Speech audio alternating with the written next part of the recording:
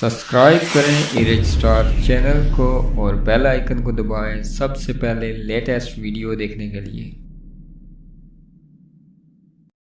बिस्मिल्लाहिर्रहमानिर्रहीम। अस्सलाम वालेकुम दोस्तों आज 29 अप्रैल 2020 और बुध का दिन है। आज अपडेट लेकर आया हूँ। यहाँ जिस तरह मरीजों की तादाद बढ़ रही है, पाकिस्तान में इस वक्त केसेस 15,299 केसेस हो चुके हैं और अमवात की बात की जाए तो 335 अमवात हुई है पाकिस्तान में।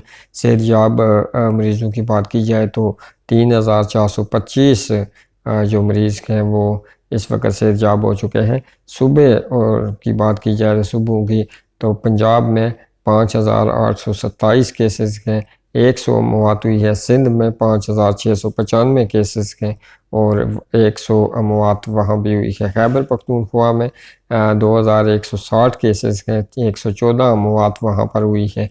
बलूचिस्तान में 915 केसेस हैं, 14 अमवात हुई है। गिलगित बलूचिस्तान की बात की जाए तो वहाँ पर 330 केसेस हैं और 3 अमवात वहाँ पर हुई है। इस्लामाबाद में 297 केसेस हैं और 4 अमवात हुई है। आज़ाद कश्मीर में 65 केसेस हैं और वहाँ कोई अमवात नहीं हुई। आज़ाद कश्मीर में कोई अमवात नहीं हुई।